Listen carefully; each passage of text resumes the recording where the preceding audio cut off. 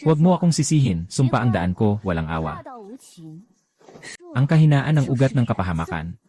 Kasama ko kayo sa bangin na ito nang patawirin ang kabundukan. Iba ang walang kabuluhang basurang ito. Ako ang lilisan, at magiging isang taong magtatayo ng tulay tungo sa pagiging immortal. Noong araw na yon, para iligtas ang taong nasa puso niya. Palihim niyang kinuha ang natatanging gamot na pampaligtas ng buhay ng guro.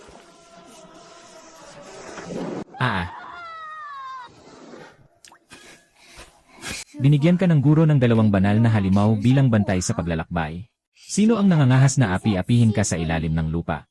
Babagsakan ko siya ng martilyo hanggang mamatay. Kung akusahan ka ng patapon, hindi masama yon.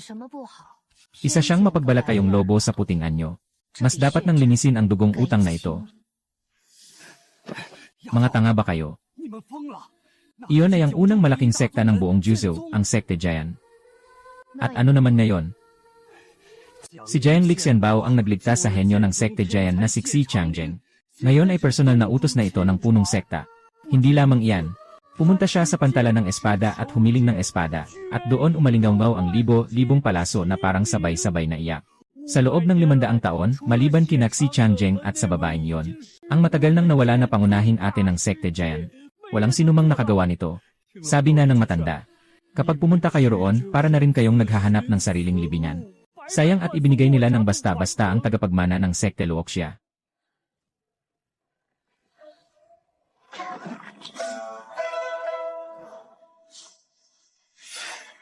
Ha, kayo. Ang mga kagamitan niyong ito ay...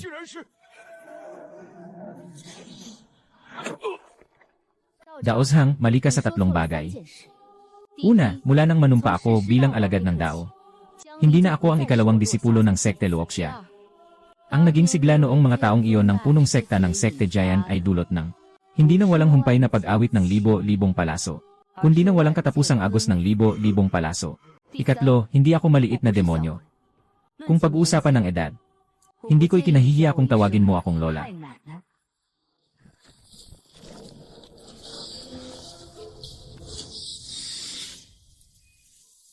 Wala na ang matandang iyon. Ang utang ng sekta. Ako ang tatakas ng mag-isa. Hindi ko sila idadamay.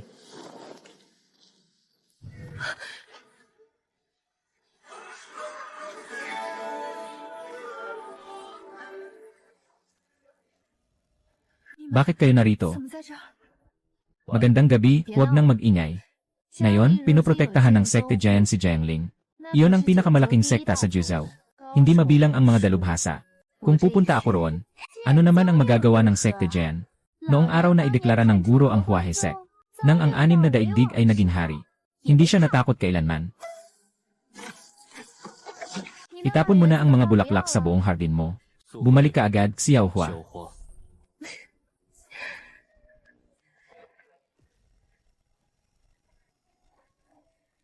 Noong hindi pa nababali ang espadang ito, isang hakbang lang sa liwanag o dilim ay kayanan nitong tawirin ang Juzhou. Ngayon, parang hindi na ito makalilipad. Noong una, ang ginhawa ng ginang sa paglalakbay, ay may mga karwaheng sunod-sunod na nakaabang upang sumundo. Maging ang mga halimaw na panghila ay wala sa payak at maalikabok na lugar na ito. Hindi ito matapakan. Hindi ba't ngayon lang ito dumating?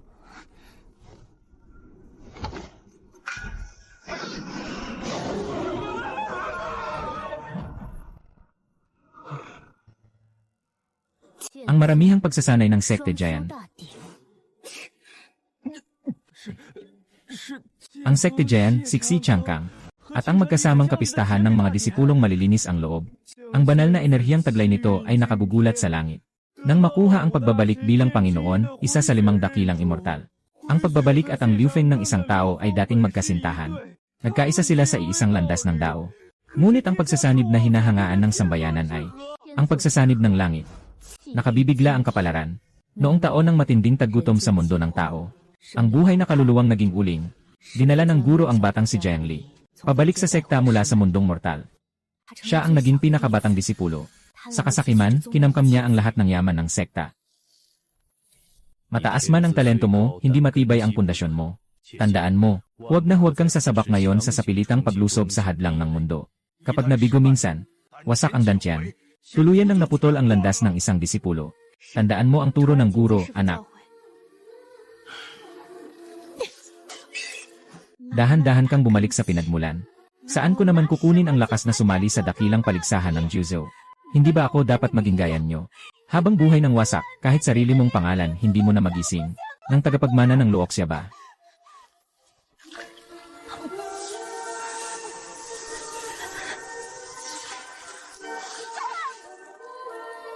Iligtas mo ako, guro.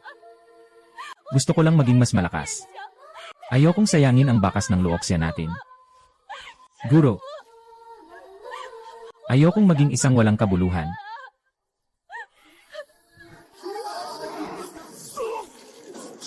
Umaasa siya sa kasinungalingang iyon. Nilinlang niya ang guro at nagmalasakit pa kunwari upang agawin ang brasang bumabalik na yuan para sa kanya. Dahil sa sariling kapalaran, isinugal niya ang lahat. Ngunit nasugatan naman ang puso at meridyan ng guro. Hindi na matagal ang nalalabi sa buhay. Unahin mo na at dalhin ang pil na dugo na hangad ko bilang nakababatang disipulo. Sugatan ang puso at meridyan ni guro. Kailangang may gamot agad. Pero matagal na akong natapos sa pag-inom noon. Pag ininom ang pil na tinutunaw ang niebe, 3 buwan nang hindi mawawala ang amoy ng ibang bayan. Ang bango mo. Malinaw na kagagaling mo lang lumunok nito. Wala kang sugat ni Kerot. Kaya nitong palampasin ng walang silbi. Talagang ang galing mong magkunwari. Pero ayaw mo pa ring iligtas ang buhay ni guro kahit sa harap ng mabangis na lobo. Kinuha ko ang gamot para kay guro. Pero inaasahan din niyang bubuhayin ko ang sekta. Bawat isa, kunin ang kailangan niya. Wala tayong utang sa isa't isa. Bakit ko pa isusuko ang akin?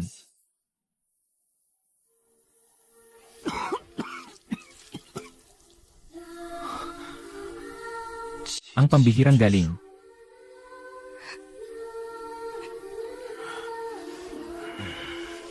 Wala na kayong mapupuntahan, isa-isa pa kayong tatakas. Buti na lang, sa hinaharap ay magsisikap ako at unlad. Ang hulog, laging nasa kamay niya. Sa wakas, nakabawi rin ako kay Ninuno. Ate, ngayong gabi gusto kong kumain ng manok na braised. Ako na ang gagawa niyan para sa inyo. 2 bulaklak. Noong nadurog ang dantian ko sa Moyuan Ebes at akala ko'y mamamatay na ako. 1 bulaklak ng liang tulang ang kinain ko at nabuhay ako. May isa pa roong makaliligtas sa matanda.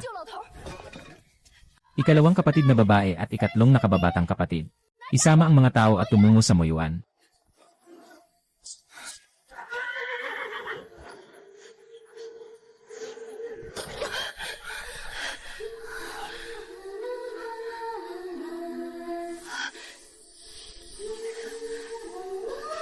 Hindi na kayang pigilan ang demonyong ki sa katawan. Kailangang agad itong mabunot. Kung hindi, mamamatay tayong 3. Huwag ka nang magalit, guro. Hintayin mong matapos ko alisin ang demonyong ki at babalik ako. Ano man ang gusto mong kainin, pwede.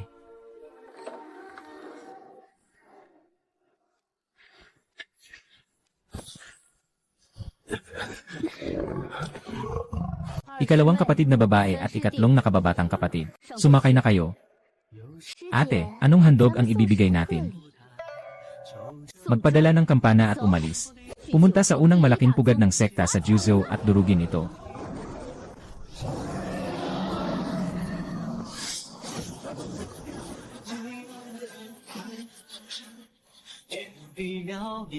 Jian Li, si Changjin. Lumabas kayo rito at mamatay na.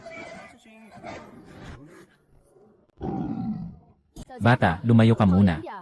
Huwag kang masasaktan mamaya.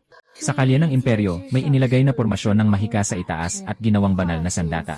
Kaya lahat ng nasa ibaba ay kailangang maglakad ng maayos sa lansangan.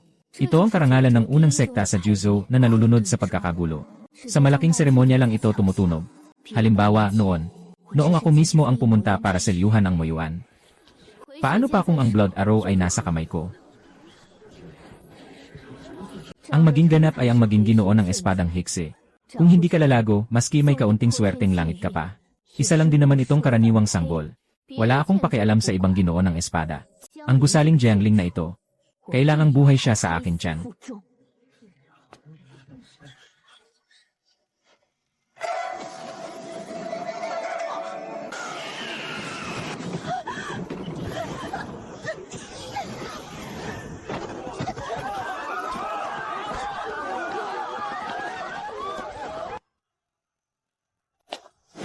Sino ang may lakas ng loob na magpakalat ng gulo sa harap ng aming sekta ng espada?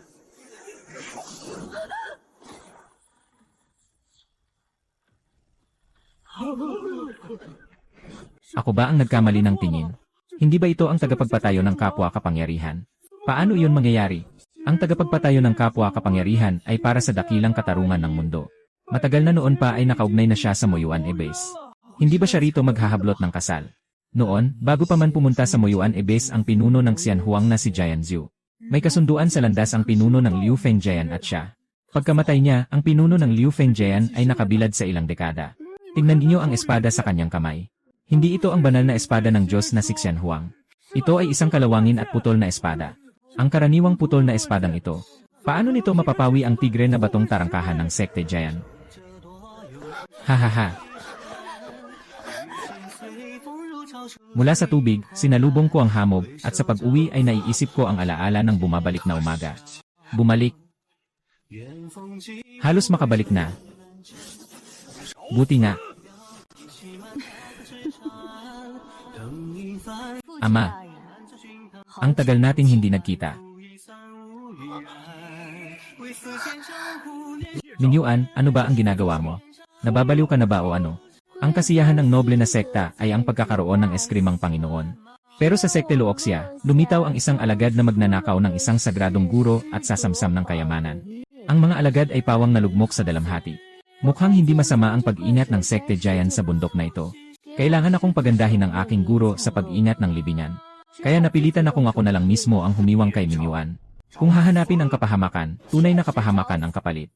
Naglakbay ako ng 1,000 milya patungo sa Sekte Jian. Ang hinahanap ko ay ang kanyang kamatayan. Bilang may-ari ng espadang Huixu, ni hindi ko man lang napigilan ang tungkulin ng isang putol na espada. Nasa iyong mga kamay ang espadang Hexi. Talaga ng tapat na sakop ng Mingzhu Alliance.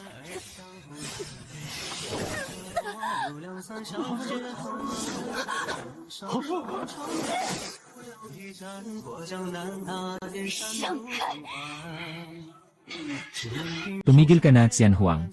Tapos na si Xianhuang. Ngayon, hindi na ako ang iyong katunggali. Ate, huwag ka nang umalis pa. Nandito ang lahat ng mga alagad ng sekta. Ayokong makita kang nahihirapan. Hindi mo ba ako kayang talunin? Kung ganoon, tingnan natin kung sino ang mas buhay na makakalabas. Bata pa ang lalaki. At ubod ng layaw. Ang mga kaaway ng sanlibutan, habulin sa kabataan. Mabilis ang espada at mabilis ang kabayo. Ang pulang alikabok at apoy, gaya ng kabundukan, ay nakakabit sa sanga. Ang buhay ay ang pinakamagandang pakikipagsapalaran, at ang sariwang bulaklak ang pinakamasiglang alaala.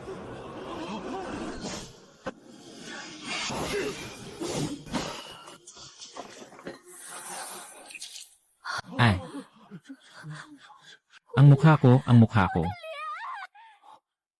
Hahaha. Kaunting sugat lang sa braso ko. Isang mukha kapalit ng mukha ng Panginoon ng espadang Hekse. Ituro ninyo. Nasaan ang eskrimang tagapaglingkod? Dalhin niyo sa Green Hall ang mapagpaimbabaw at lumalapastangan sa ninuno na si Minyuan. Kapag narinig niya, agad siyang manghihina. Ang magkasintahang mandirigma ng 12 eskrima. Pagsasanay sa bawal na paraan. Hindi natatakot sa sakit, hindi natatakot mamatay. Pero nasa aking kamay na si Xianhuang. Hindi pa ako natatakot kaninuman. Sekta Leader Du, huwag mong kalimutan.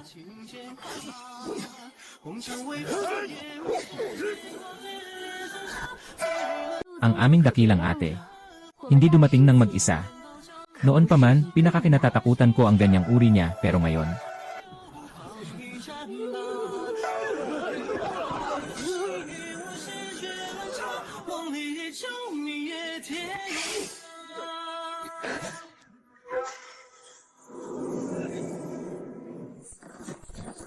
Ang pinakanatatakot ako noon ay ang anyong ito, at ngayon.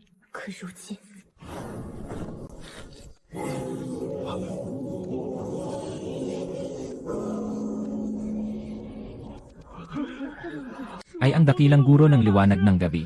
Dumating na ang dakilang guro ng liwanag.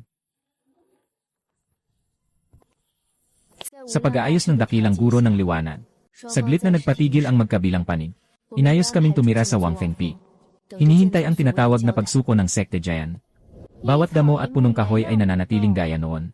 Maging ang mga isda ay napalaki niyang mabuti.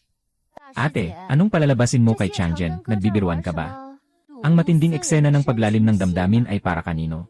Ang itim na intensyon ay para kanino titingnan.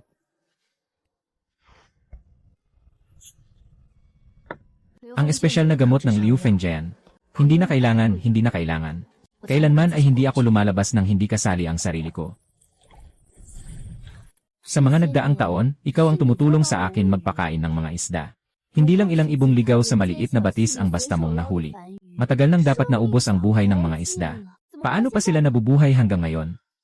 Tinulungan ko ng kaunti si Lin Xiaozong. Pinalitan ko ng ilang dahon ng Jiuyang Qinglu. Jiuyang Qinglu. Iyan ang tigapag-inat ng anyong hayop na si Gao Jai ng sekte Linshu. Bakit mo pa siya pinakain ng ilang pirasong isdang dagat? Dahil gusto ito ng ate ko.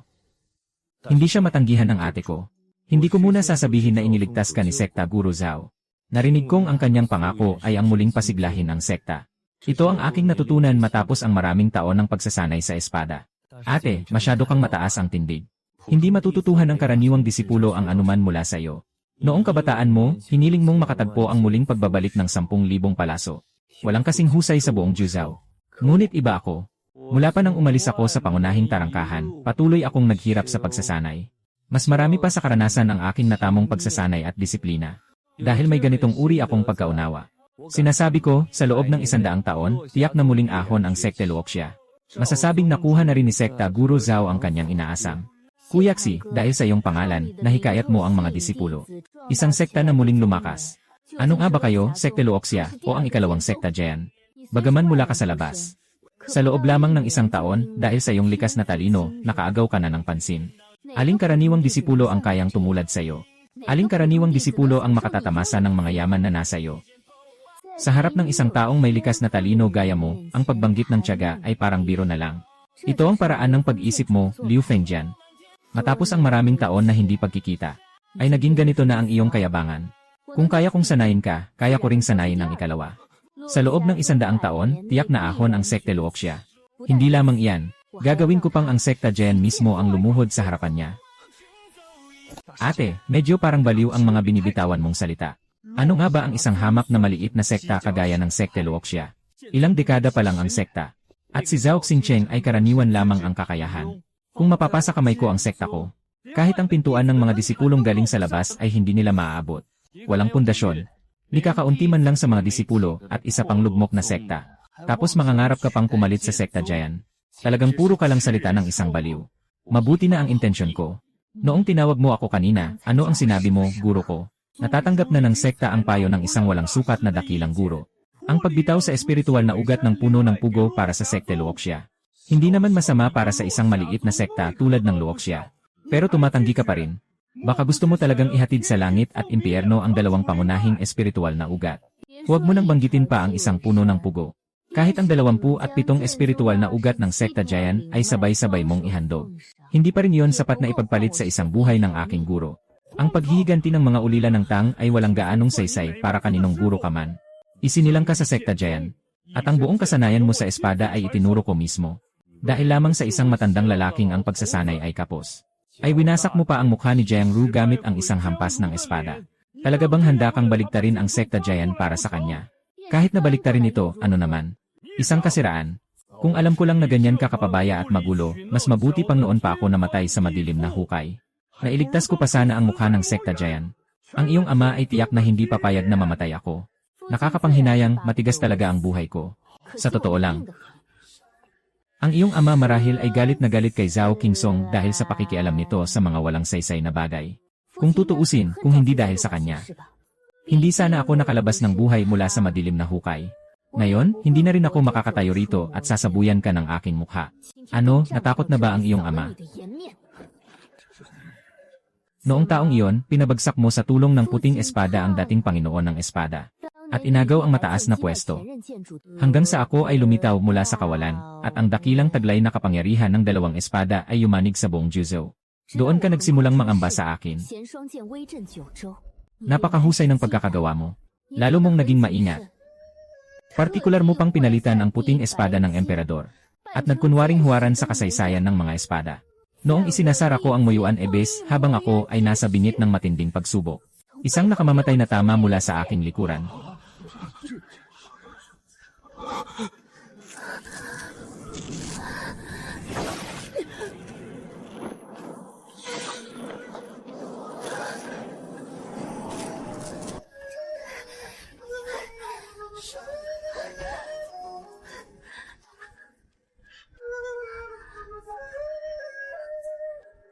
Binibini, nakikita ko ang pambihira mong talino at natatanging kapalaran. Kahanga-hanga sa buto at kalamnan. Ako ang pinuno ng Luoxia sekte, ang unang sekta ng Juzhou. May isa ang Panginoon ng Luoxia sekte na hinirang kang unang alagad na magbubukas ng bundok. Kapag nakarating ka rito, ikaw na ang pinakamatanda. Lubhang kaaya-aya ang kanyang aura. Napakaraming sabi-sabi at kalabisan. Wala akong alam sa sinasabi mo. Utang ko sa aking ama at sa sekte ng Siyam na saklaw ang utang ng buhay. Noong panahong pinipigil ko ang Moyuan Ebais, pinubos mo ang buhay mo sa isang tabak laban sa akin. Ngayon, ang aking ama at ang sekte ng espada ang may utang sa buhay ng aking guro. Paano ko ito pagbabayaran? Inalagaan at sinuportahan ako habang pinapanood mo akong lumaki. Alam kong pinahahalagahan mo ang damdamin at katarungan. Ngayong nailigtas ka ni Panginoong Zhao. Ako ang magpapasya. Dagdagan pa ng isang ugat ng bulaklak ng Liangtu na nakalaan para sa Luoxia sekte. Kapag nakuha natin ang 2 ugat na ito, sapat na yon para maging isang katamtamang sekta ang Luoxia sekte.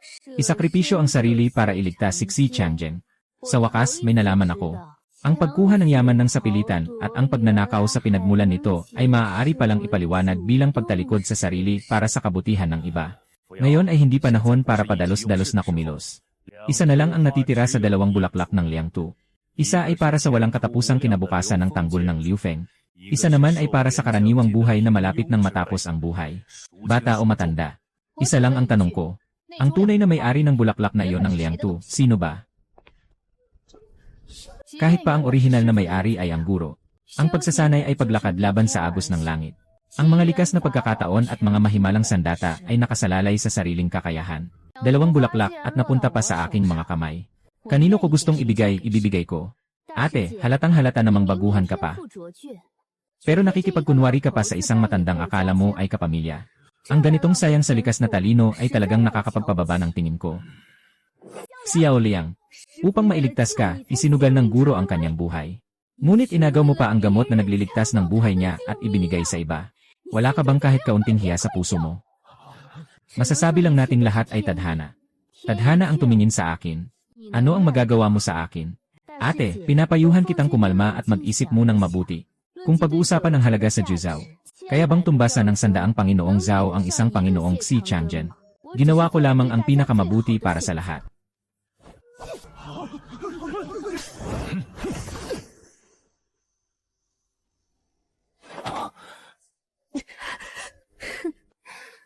Higit ang halaga ko kaysa sayo. Hindi ba ibig sabihin yan ay maaari mo ng basta-basta pagpasiyahan ang buhay at kamatayan ko? Anong uri ng paghahanda? Kahit pa ang orihinal na may-ari ay ang guro, ang pagsasanay ay paglakad laban sa agos ng langit. Ang mga likas na pagkakataon at mga mahimalang sandata ay nakasalalay sa sariling kakayahan. 2 bulaklak at napunta pa sa aking mga kamay. Kanino ko gustong ibigay, ibibigay ko. Ate, halatang halata namang baguhan ka pa. Pero nakikipagkunwari ka pa sa isang matandang akala mo ay kapamilya. Ang ganitong sayang sa likas na talino. Talagang nakakapagpababa ng tingin ko. Pag-usapan natin. Upang mailigtas ka, isinugal ng guro ang kanyang buhay. Ngunit inagaw mo pa ang gamot na nagliligtas ng buhay niya at ibinigay sa iba. Wala ka bang kahit kaunting hiya sa puso mo? Masasabi lang natin lahat ay tadhana. Tadhana ang tumingin sa akin. Ano ang magagawa mo sa akin? Ate, pinapayuhan kitang kumalma at mag-isip munang mabuti. Kung pag-uusapan ng halaga sa Juzhou, kaya bang tumbasan ng 100 Panginoong Zhao ang isang Panginoong Xi Changjing? Ginawa ko lamang ang pinakamabuti para sa lahat. Mabuti.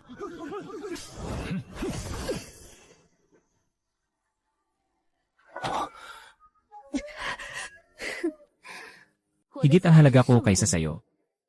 Hindi ba ibig sabihin yan ay maaari mo ng basta-basta pagpasiyahan ang buhay at kamatayan ko? Anong uri ng paghahanda?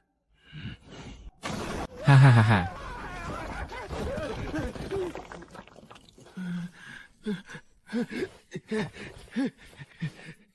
Huwag mong sabihin narinig iyon ng matandang ito ng palihim. Sa totoo lang, ang usaping ito ay may kinalaman sa ating 5 sangkap na sekta. Ang isang ito ang aking nakababatang tiyuhin mula sa Xiangqiu Dao. Ang pinuno ng Luoxia sekte na binabanggit niyo. Si Zhao Qingsong ang alagad ng aking nakababatang tiyuhin. Sino si Zhao Qingsong, nakababatang tiyuhin? Noon pang 200 taon na ang nakalipas. Ang batang baka na iniligtas mo sa bundok Funyu noon. Noon, tinuruan ko siya ng ilang araw ng palagyan. Noong papatapos na ako, buhay o patay man siya ay tinanong niya ang aking guro. Ayokong maipit ng mga mortal. Tamang-tama ang gabing iyon sa paglubog ng araw. Kaya naisipan kong tawagin itong Luoxia sekte. Bigla niyang sinabi na sa huling yugto ng sekta, kami na lang dalawa ang natitira. Pagkaraan, ang bigat ng pagpapanumbalik ng sekta ay ipinasa na sa kanya. Hahaha. Ano? Talagang nakapagtatagpa ang ulol na iyon ng isang Luoxia sekte. Ang Luoxia sekte ay nasa mga kamay mo. Para na rin akong nakabawi sa aking ninunong guro. Narinig niyo na ba mga kasama? Ang Luoxia sekte ay isa lamang biro ng aking nakababatang tiyuhin. Yamang tinuruan siya ng aking nakababatang tiyuhin. Ibig sabihin, tao siya ng aming Wuxing sekte. Patay na siya. Ang pangalan niya ay maaari ng pahapyaw na isama sa talaan ng mga alagad ng aking sekta. Kaya ang dalawang espiritong ugat na ibinayad ng mahal na sekta. Natural na dapat mapunta sa aming Wuxing sekte. Tungkol naman sa ilang alagad niyang wala namang saysay. Ay, bahala na. Gagawin kong halimbawa ang mga yon at papasamahin sa akin pabalik sa Wuxing sekte bilang mabababang utusan.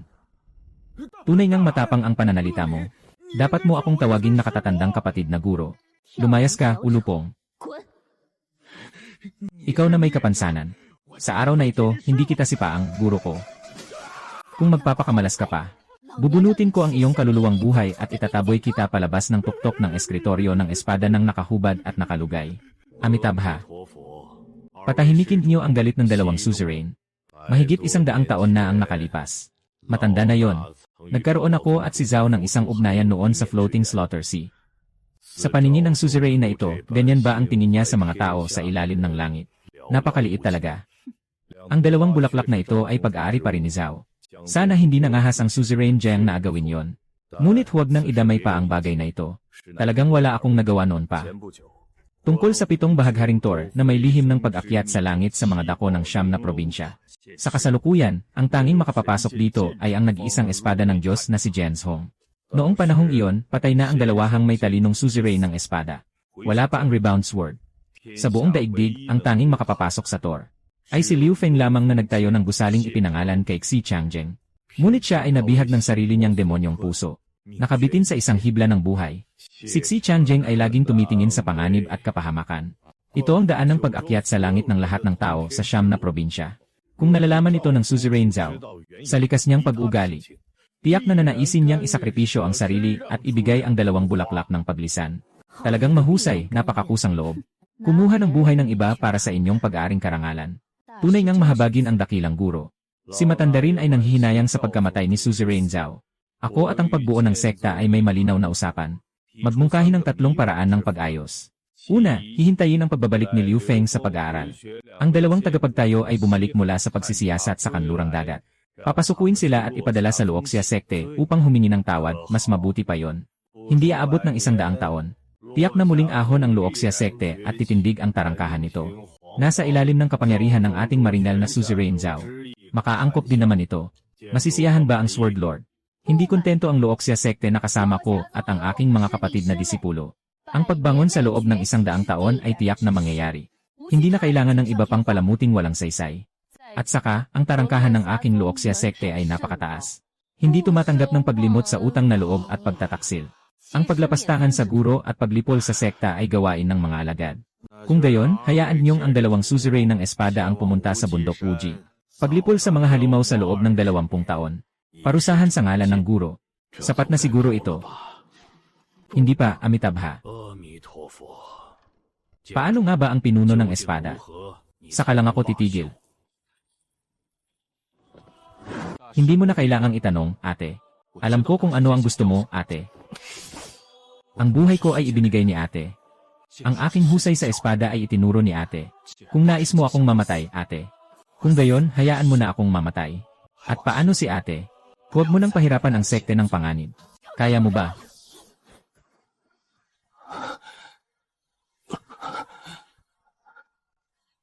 Hindi ba nais ni ate na mamatay ako? Bakit mo ako haharangin? Gusto mo ba akong kalabanin ng ikaw mismo? Nabaliw ka na ba sa pagpipilit na iligtas siya? Ilang taon ka lang nakilala ni Zhao sa kanya. Pero para sa kanya, ibibigay mo ang isang pangkaraniwang buhay. Para kanino ba ang pangkaraniwang buhay, kundi para yakapin ng itim na puot ang sarili? Hindi ba dahil namatay ka sa Moyuan Ebase?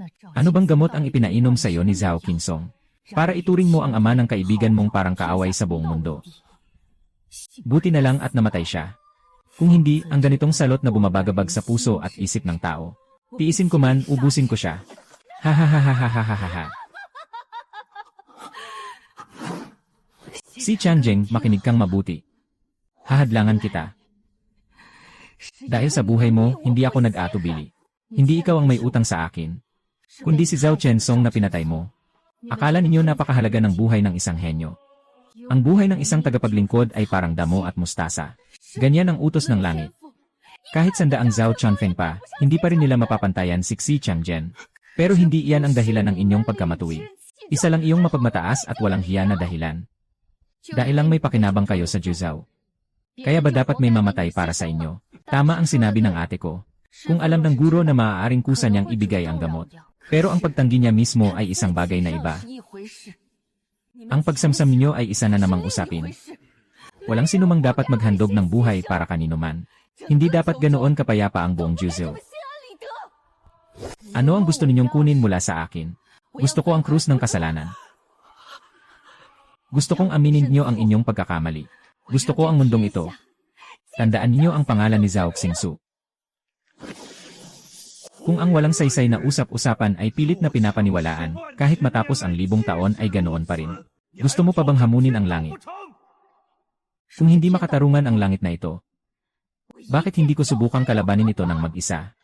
Pest! Pumasok ka sa demonikong bitad. Ngayon ay lilinisin ko na ang tarangkahan, upang hindi mo na madala ang kapahamakan sa mga nilalang. Ha ha ha ha ha ha ha ha. Kung hindi lang siya pumasok sa masamang tungkod, ang dating mabuting tao na naging matinding kaaway ay muli sanang makikita ang pinuno. Paano pa siya papayag makipagkaisa sa demonyo? Panginoon ng Sekte Luoxia, alam mo ba? Sino ba talaga ang taong nakatayo sa tabi niya? Si siya ng sekte. Panginoon ng Sekte Luoxia, narito ako para sa personal na usapin. Hindi para manggulo. Sana po ay huwag makialam ang marangal na sekte. Basta huwag lang masaktan ang mga alagad ng aming banal na landas. Ang mangmang ay siya ring sisihin. Maraming salamat, ha ha ha ha. Ninyuan, matagal ka nang naglalaro sa labas. Panahon nang bumalik ka sa ating ninuno. Ang usapin noong sinunog mo ang aking yungib at pinatay ang aking mga alagad. Hindi na ito usisaing ng ninuno. Sa kaharian ng Haring Wu, gawin niyo ang gusto ninyong gawin. Ayos na ayos. Siksue, ang ninuno ng dugo, ay hindi kumikilala kahit sa sariling kaanak. Pinatay ng ama ang aliping ina at ginawa siyang alchemical na si Zhao Hanfan. Paano siya nakapagsalita sa taong ito ng napakababa ang tinig at napakalamig? Hindi kaya anak niya talaga ito? Kalokohan yan, may anak na siya noon pa man at dinala na para sa pagdiriwang ng watawat.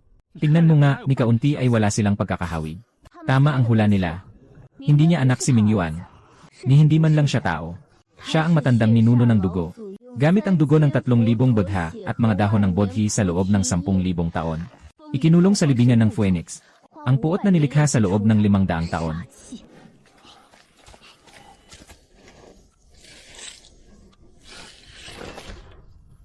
Ang nakakapasong araw sa langit.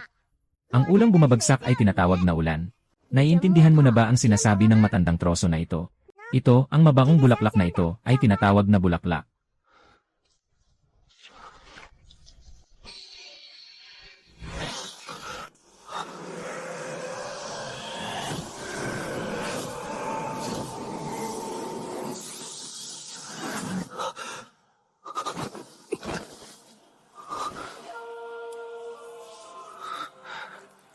Ano ito?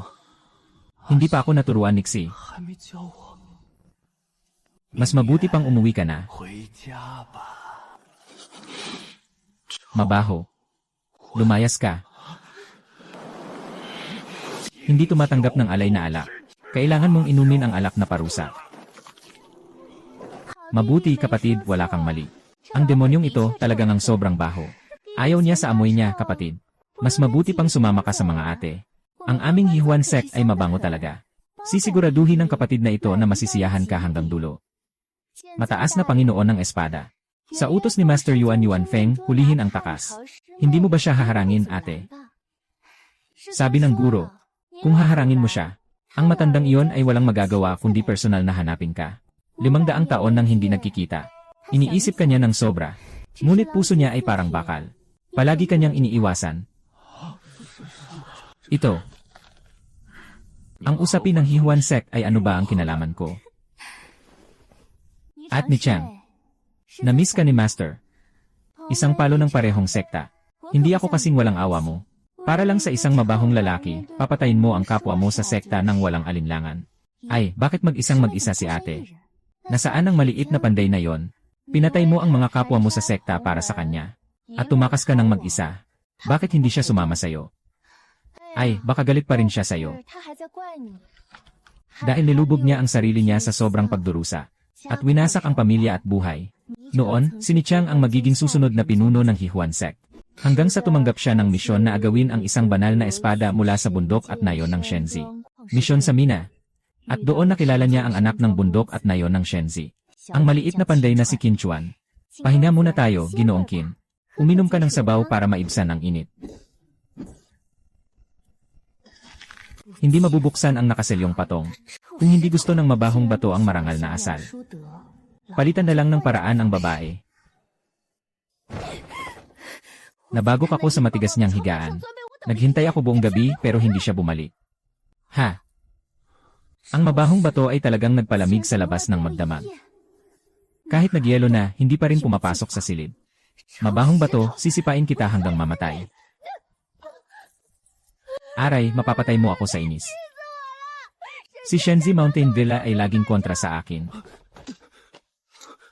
Bakit ka umiiyak? Hindi ba ikaw ang demonyang babae ng Hihuan sect? Bakit bigla kang napapaiyak ng ganoon kadali? Kaya pala alam na ng mabahong bato ang aking pagkatao noon pa man. Hinaharap na pinuno. Hindi dapat basta kumikilos ayon sa damdamin. Maliban sa Shenzi Mountain Villa. Si Luna, isang panday ay isang buhay. Noong pinakamamahal pa natin siya, namatay na siya. Pagpasok pa lang niya sa mga buto, saka lang siya magigising. Kapag buhay pa, saka pa lang magkakaroon ng pagbabago. Kahit gaano pa kainit ang pag-ibig.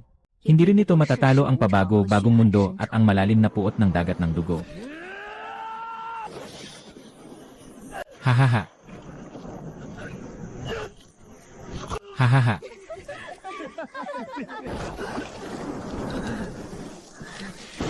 Hanggat naririto pa ang 4 na paa. Isang hibla lang kaya kong akyatin. Kaya ko ring gumapang pabalik at patayin kayong lahat. Malakas ang ulan noon. Mas malinaw pa siya kaysa kanino man, hindi siya kalaban ng batang panday. Kapag bumalik pa siya para maghiganti, kamatayan lang ang kahihinatnan niya. Hindi niya siya mapipigilan. Kaya, siya ang pumatay sa mga kasamahan niya para sa kanya.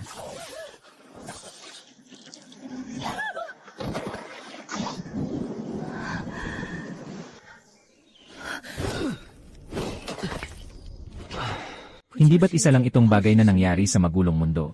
Walang problema, walang problema. Ako ang lalaban para makuha mo ang gusto mo. Ako ang tutulong sa iyo na makamit iyon. Tapos na akong magsalita. Abala si Ginang sa pagpapanday ng banal na sandata sa silangang bahagi ng Luoxia. Wala akong panahon para asikasuhin ang munting pasaway na tulad mo. Umalis ka na kung saan ka man nanggaling. Ang pag-inom ng alak nang hindi mo tinatanggap ay kaparusahan na lamang ng alak.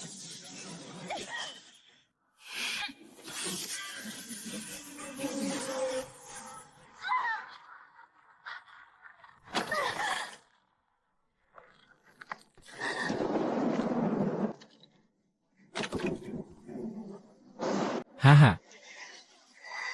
Haha haha.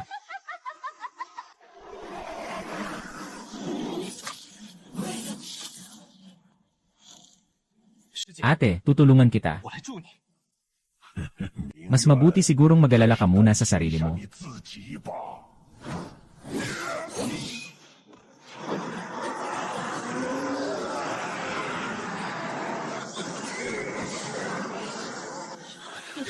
Ang lakas pala ng maliit na halimaw na ito. Ang tunggalian ng mabuti at masama pagkalipas ng 200 taon. Tanging ang pag-asang bumangon muli ng pinuno ng espadang Hikse ang magpapabilis sa paglaki niya. Huwag mag-alala, guro. Hindi kailanman lulubog si Jiangling sa panganib ng tamang landas. Saan ka dadalhin ni Fuyao? Iyan ay usapin nila sa masamang landas. Ano ang kinalaman mo riyan? Sila ang aking mga kapatid sa sekta. Sa tingin mo, anong sekta ang pwede mong pagtawanan ang mga kapatid at kapatid na babae? Isa lamang silang mga hangal sa masamang landas. Tunay mong mga kasamahan sa sekta ay nasa likuran ko. Ano ang tamang landas, ano ang masama? Sino ang magpapasya? Ang mga alagad ko ay mga nilikhang espiritu. Ang kapatid na babae ko ay naninirahan sa malayong kanluran. Wala pa silang napapatay na isang walang sala. Bakit agad silang naging masama? Si Jian Li ay nagnakaw ng kayamanan mula sa guro. Sa mga mata niyo, isa lamang itong di matanggihan na pag-ibig. Ang mga kapatid at kapatid na babae ko, kahit nagmula sa masamang landas, ay kasinsama ng sukdulang karimlan. Anong klaseng tamang landas o masama ba ito? Malinaw na isa lamang itong pagkakaiba ng mga sekta. Ang makakatindig sa akin ay siyang matuwid. Ang lalaban sa akin ay siyang masama. Sa tingin ba ninyo, may pagkakaiba pa ang itim at puti sa inyo? Panginoon ng paglipol, tutulungan kita. Kapag tumawid ka sa pintuang ito, at tumayo sa tabi ng mga taong nasa masamang landas. Ibig sabihin, tatayo ka laban sa buong tamang landas ng Juzhou. Sa hinaharap, magkakasama tayong aawit, mga kasamahan sa sekta. Hanggang kamatayan, hindi titigil. Sigurado ka bang hindi mo pagsisisihan? Ang tanging alam ko, kung ngayon ay itataas ko ang aking kamay. Balang araw, tiyak na pagsisisihan ko ito. Ate, kapag umalis ka rito, wala ka nang babalikan. Mula ngayon, lulubog ka sa laway at insulto ng lahat. Ang dating mga parangal at reputasyon mo ay lilipulin ng sabay-sabay. Ikaw ang dakilang alagad ng tamang landas ng ancestral peace. Tiyak na mamamatay. Sa kanilang kapalaran, may ganitong salot na halimaw na hindi pwedeng may kasama. Wala ba kayong pakialam sa lahat ng ito? Kuyaksi, naintindihan mo? Kalokohan. Kung hindi lang para ipaghiganti ang aking guro. Matagal na sana nilang pinatumba ang bitag na itinakda ng daang taon. Hindi sana nalantad ang pagkakakilanlan. Batid nilang mamamatay sila pagpunta nila sa sekta Jian. Bakit pa sila dumating? Dahil lahat kami ay mga tao ng sekta Luoxia. Mga alagad ni Zhao Qingsong. Ang paglabas sa pagkakataong ito ay para hingin sa kanya ang katarungan. Kahit magiba ang katawan hanggang maging pulbos, hindi ako magdadalawang isip. Nababaliw siya dahil lang sa isang patay na si Zhao Qingsong. Sulit ba ang reputasyon at ang buong Juzhou kapalit ng pagiging kaaway? Mukhang ang hindi sulit. Pero masaya ako.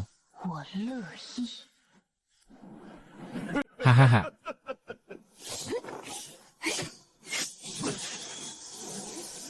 Itaas niyo ang utos ng 1,000 palaso para sa akin.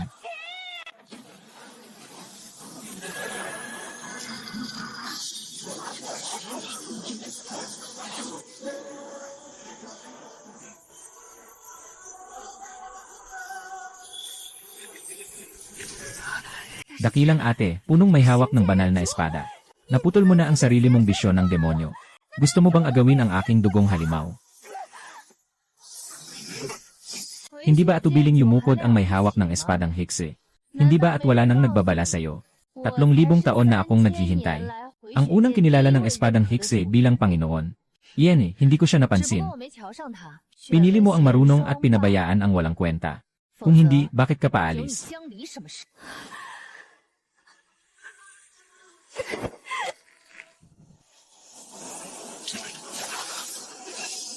Punta ka sa hanay ng espada ng 9 na ikot ng langit.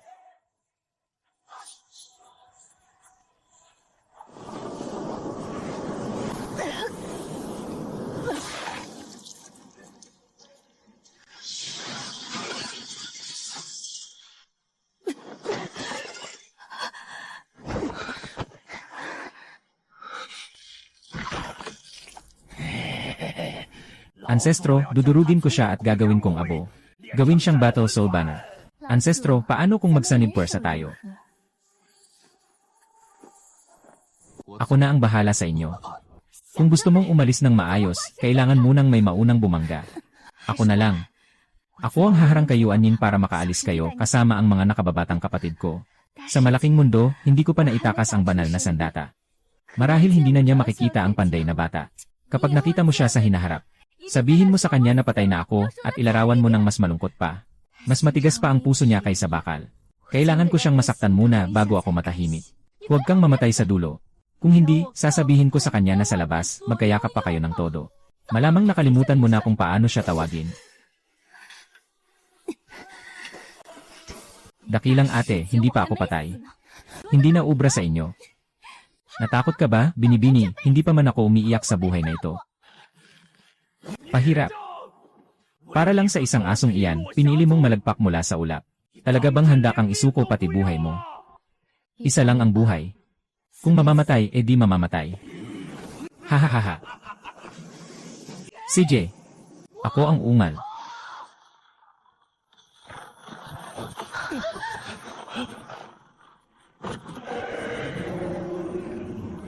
Hindi maganda, lalabas na si Hongmeng.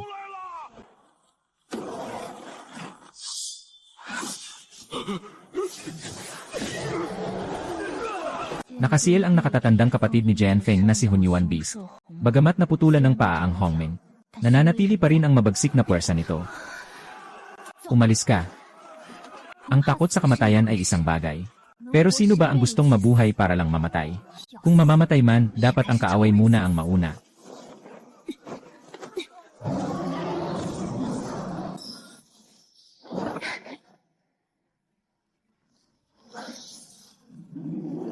Kumilos na ang mga ulap at hangin. Dahil noon ay wala pa ako rito para kuhanin ang dugo sa pinakabuod ng puso.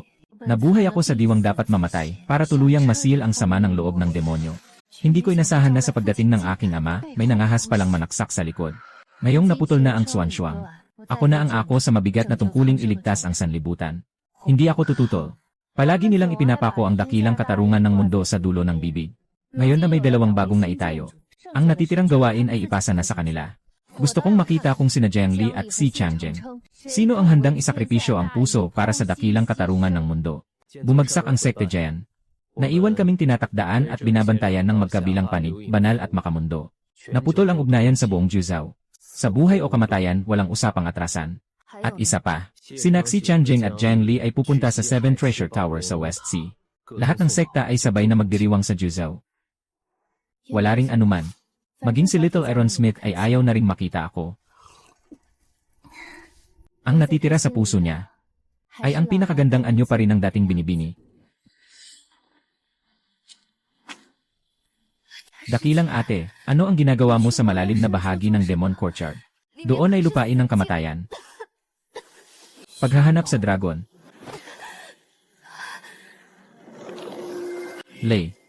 Pagkikita ni Naxian Shuang.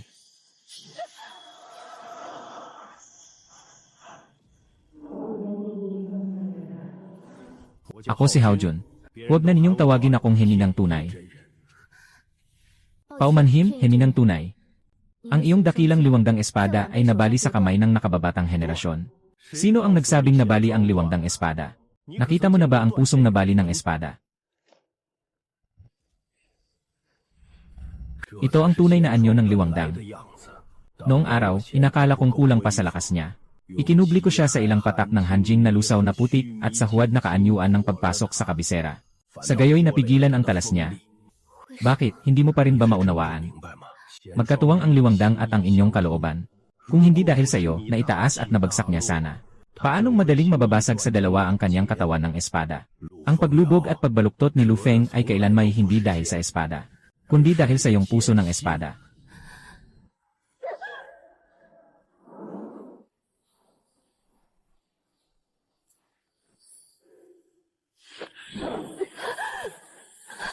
Mas mabuti pang masusing tanungin mo ang iyong sarili. Bakit nabali ang puso ng espada? At bakit ang iyong espada ay muling sumiklab? Noon, ang aking espada ay nabasag para sa aking ama. Nabasag para sa sambayanang nasa ilalim ng langit.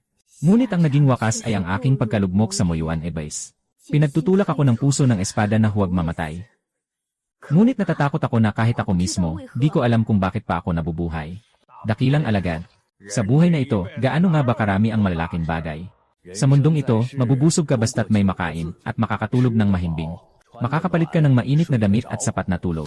Kung ilang araw lang naman, kakain pa rin tayo ng isang mangkok ng inihaw na manok. Kahit bigyan ako ng isang Diyos, hindi ko ipagpapalit ang mga araw na yon. Wala na ako, pero ang mga nilalang sa ilalim ng langit ay mamumuhay pa rin ng maayos. Ngunit kung wala ako, ang munting hapag na yon ay hindi na buo.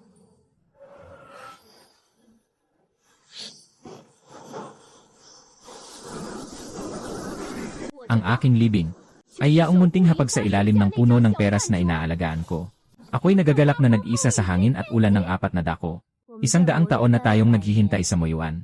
Hinango ng ikalawang nakababatang kapatid ang sugat ng buto ng dragon at gumaling. Ang ikatlong nakababatang kapatid ay nag-alis ng mapanirang ki. Muli ko ring hinubog ang puso ng espada. Ibigay mo na sa kanya ang buto ng dragon na ito. Noon, isa lamang itong lumang sasakyan ko.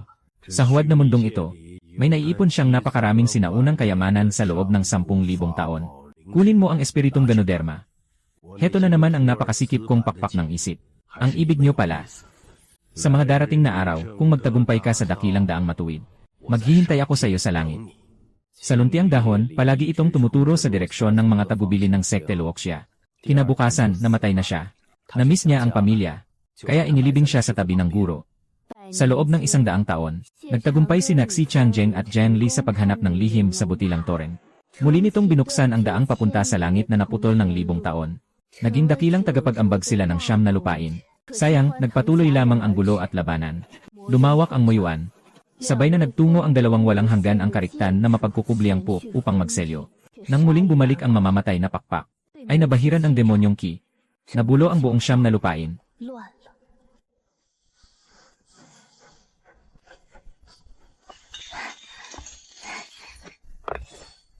Kaunti man o marami, ang isang kalamidad ay sapat ng mas malaki pa kaysa sa isang sakuna ng sekte Jian, haha. Kung si Lu Fuyaw ang magpapakatanga, sasapit din ang mga biktima ng bayan. Matanda, hayaan mo nang mamatay siya ng mas mabilis. Anong uri ng pormasyon ito? Huwag mong sabihing nakatawid ka na sa pagiging Diyos at pumasok sa bahaging nililinang. Ang bahaging Diyos ay nasa teritoryo ng sekte Luoxia. Talagang hindi maaari. Dahil narito ka na rin lang, manatili ka na. Ang unang espada ay para sa akin, para sa aking ikatlong nakababatang kapatid. Ang ikalawang espada ay para sa inyo, para sa pagpatay sa buong angkan ni Asi. Ang ikatlong espada ay para sa inyo, para sa paghulma ng isang sumpang panghawak sa 10,000 kaluluwang buhay. Kung gayon, para kanino ang ikaapat na espada? Ang ikaapat na espada na ito, sa kabila ng pagiging pangit mo, wala ka pa rin kamalay-malay. Hating gabi na may halimaw pa. Kaya nagkakalat na ang bulaklak at naging kalat. Magpabugso-bugsong paglipad. Hangad ko na ang aking kapalaran ay makaugnay sa buong mundo. Lahat sa sekte Jian ay umaasa na bumalik ka sa bundok at supilin sila.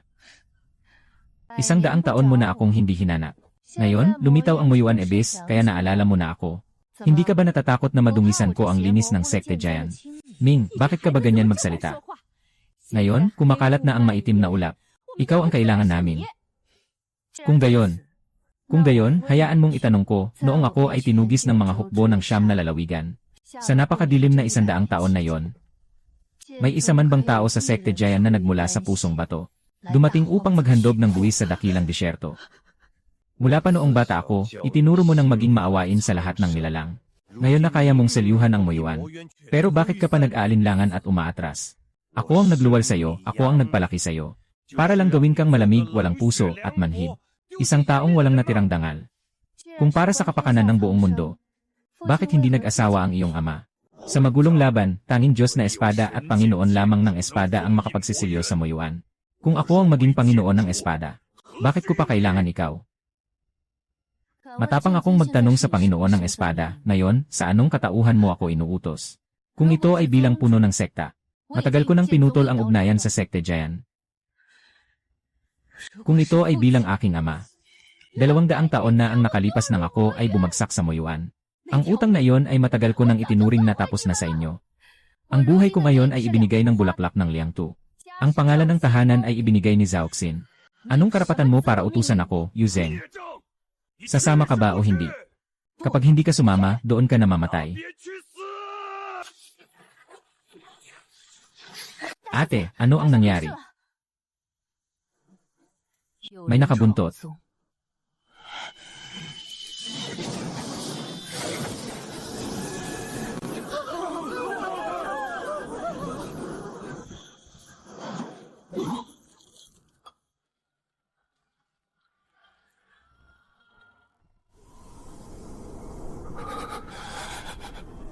Ang matuwid at may 2 espada na Panginoon ng espada ay malapit nang magbitiw sa sekta. Dinala na namin siya rito. Huwag kang umasa na atake ang Panginoon ng espada upang supilin ang mga halimaw, kahit anong yabang pa ang ipakita mo. Supilin ang sama ng loob ng mga halimaw. Huwag kang umasa na atake ang Panginoon ng espada. Ate, nababaliw na ang guro. Sinira mo si Jian Zun at masaya ka pa. Si Changjeng, huwag mong laging ipasa sa iba ang sisi. Hindi ako ang sumira sa kanila. Ikaw at si Jen Li ang hindi marunong makiramdam. Mga taong nagtaksil sa guro at sa sekta. At naglakas loob pang pumasok sa sekte Luoxia ko. Kung wala kang hinanakit, ilulubog ka na lang ng badha. Jen Li, alam mo bang ikaw ay nagkamali? Nagkamali ako sa alin? Kung ipinakita ninyong mas maaga ang tunay ninyong lakas, hindi sana naging ganito kadaling makuha ang pinabagsak na sekta. Bakit pa ako mag-aabang at pupunta para alamin ang bakas? Guro, namatay siya. Dapat ba akong tumayo lang at manood? Kukunin ninyong lahat ang siyam na bahagi.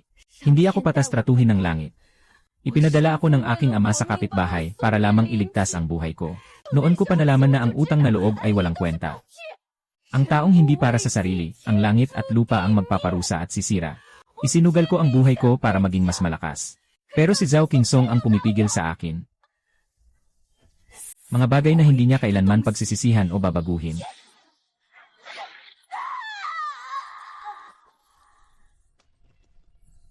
Si Changjeng.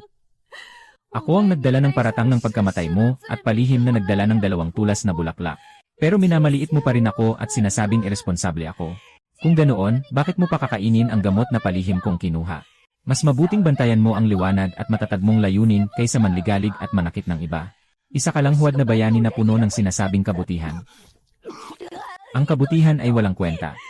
Pero hindi ko inasahan na pati ang huling hangganan ay ipagkakanulo mo rin ako. Du Fuyao, hindi ako ang talo mo. Natalo ka sa walang awang matandang babaeng yon. Ilan ba sa mga nahuhumaling ang hindi nauunawaan na ang pinuno ng Diyos na espada? Anong karapatan mo para sabihin hindi makatarungan ng langit? Hindi dahil sa pagtataksil mo sa espadang Giant, kundi dahil sa pagtataksil mo sa espada. Ang daan ng espada ay para sa matuwid, hindi para sa masama. Ang sandigan ay ang walang hanggang tapang na hindi sumusuko. Nilupig mo ang Muyuan Ebays. Sa sandaling kumilos ang kapalaran, umatras ka ng isang hakbang. Ang isang hakbang na iyon ay isa ng malaking pagkukulang. Ang Panginoon ng Espadang Banal ay hindi maaaring mamatay at hindi maaaring umurong. Huwag mong kung ano-ano na sinasabing ako ang Panginoon ng duguang espada. Sa buong buhay ko, nakakatawa hanggang sa sukdulan. Ngayon, ipapakita ko sa iyo kung ano ang tunay na pagpapatayo.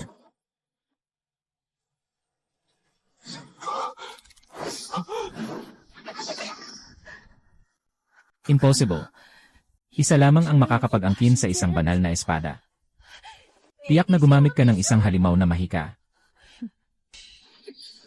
Walang anumang lihim na sining. Ang tanging totoo ay sapat ako na malakas. 2 ang uri ng Panginoon ng banal na espada. Ang isa ay hindi sapat na malakas. Kailangan pang hintayin na kilalanin siya ng banal na espada, at ang ikalawa ay sapat na talaga ang lakas sa sarili. Kahit pa mapunta sa kamay niya ang isang sandata na kasing halaga ng bakal na sukli, isa pa rin itong banal na espada. Jen Li, sinabi mo noon sa akin na ang pagiging mahina ay kasalanan. Ngayon, ang mga salitang ito ay ibinabalik ko sa iyo. Ibinalik ko sa iyo. Hindi kita papatayin.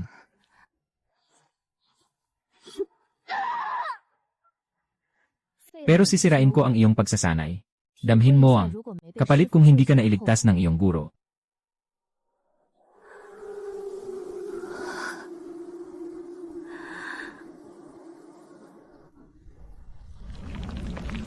Hahaha. Ate, nagkamali ako. Kahit ano pa ang parusa mo sa akin, ayos lang. Pakiusap, huwag mo akong iwan dito. Wala nang tutulong sa'yo. Ang tanging matandang talagang nagmalasakit sa'yo sa mundong ito ay pinatay mo mismo.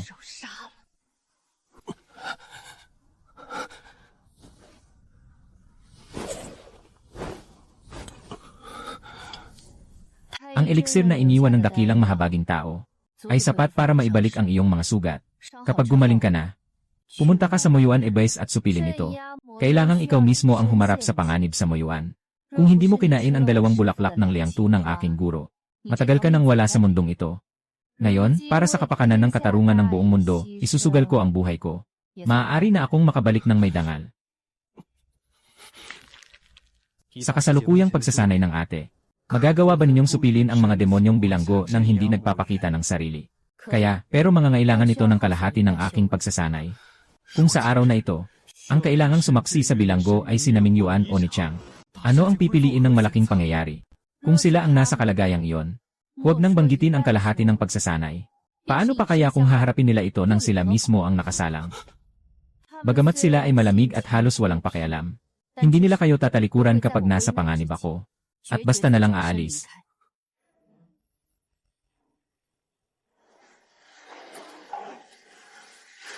Sabi ng iba, namatay si Xi Changjeng dahil sa akin, kaya kumapit sa akin ang Heart Demon. Sa ngayon, ang Heart Demon mo ay hindi dahil sa dalamhati, kundi dahil sa konsyensya at takot.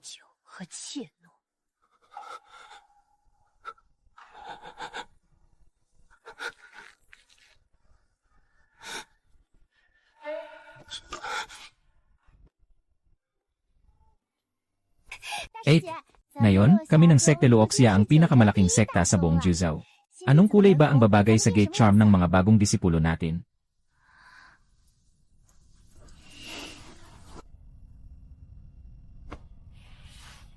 Sa gitna ng kabundukan ng Luoxia, kulang pa rin sa isang bahid ng luntian. Gawin na nating masariwa at luntian. Mga disipulo, bumati sa guro. Kayo man ay tinanggap ko sa sekta. Pero hindi kayo mga disipulo ko. Ako ay kanilang nakatatandang disipulo lang. Ako lang ang inyong ate. Bagamat matagal nang pumanaw ang aming guro, ngunit ang kanyang pangalan ay dapat ninyong tandaan ng mahigpit. Ang pangalan niya ay Zhao Jinsong. Siya ang tagapagtatag na guro ng aming Sekte Luoxia. Kung wala siya, wala ang kasalukuyan ng Sekte Luoxia. Maraming salamat sa pagtuturo at paggabay mo, ate. Ito ay dapat laging itanim sa puso.